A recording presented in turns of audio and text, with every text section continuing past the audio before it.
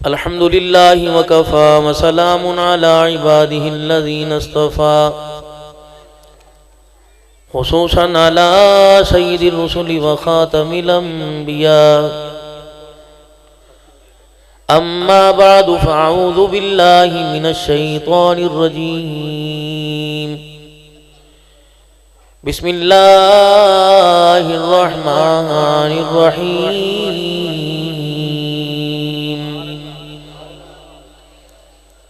وما اصابکم من مصیبت فبما کسبت ایدیکم ویعفو عن کثیر وقال اللہ سبحانہ وتعالی لقد كان لكم في رسول الله أسوة حسنة آمنت بالله صدق الله العظيم درود پاک اللهم صل على محمد وعلى آل محمد كما صليت على إبراهيم وعلى آل إبراهيم إنك حميد مجيد اللهم بارك على محمد وعلى آل محمد كما باركت على إبراهيم وعلى آل إبراهيم إنك حميد مجيد انتہائی واجب الاحترام بزرگوں عزیزوں دوستوں، میرے دل میں اللہ نے ایک بات ڈالی، قرآن پاک کب سے جزدان میں ہے، یہ نہ کہے کہ کسی نے مجھے کھول کے نہیں دیکھا۔ اللہ تعالیٰ معاف فرما دے بھائی، تھوڑا سا اس کو پڑھ لیں کہیں سے برکت کے طور پر۔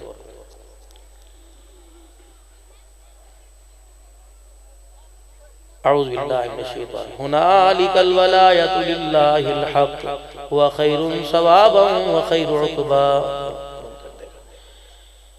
جب کھانا کسی کے آگے رکھا جائے نا، کھانا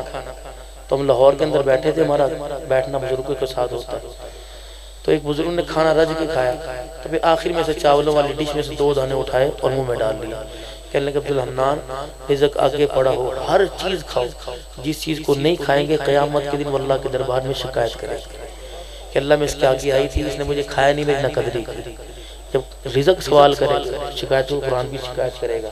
کہ ان کے آگے پڑا رزقانی تو ٹھیک ہے، سارے قرآن والی میں، لیکن کس نے کھول کے نہیں دیکھا۔ چلو اللہ کرے قیامت کے لیے ہمارے بارے میں اچھی گواہی دے۔ تو یہ ساری چیزیں بڑوں کے ساتھ بیٹھنے میں آتی ہیں۔ جو ان کے ابا کے ساتھ بیٹھنے میں ہمیں کچھ ملتا تھا، اللہ نے ان کے ساتھ بیٹھنے میں عطا فرمایا۔ ایسے لوگوں کی قدر کرو کہ ان سے اچھے تلاش کرنے کے چکر میں خود نہ آگے چلے جانا، ان سے اچھے تلاش کرنے کے چکر میں خود قبرستان نہ پہنچ جانا۔ ان لوگوں کی قدر کر لو۔ ہم دنیا پھرتے ہیں، ترسیں گے، بعد میں آنے والوں میں ایسے لوگ بھی نظر نہیں آگے میرے بھائی۔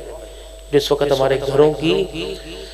مشینریوں کے اندر جو بچے اس وقت پرورش پا رہے ہیں اور جو گودوں میں جنم لے رہے ہیں نا،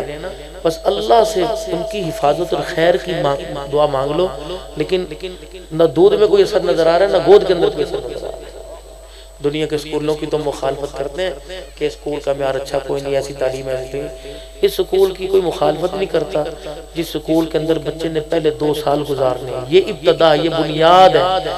بنیاد مضبوط تو عمارت مضبوط، اگر بنیاد کھوکھ لی تو سارا کا سارا کام بیڑا غرق ہو جائے گا۔ اللہ اس یونیورسٹی کی حفاظت فرمائے، اللہ اس مکتب کی، اس اسکول کی، میری بہنوں توجہ سے سنو،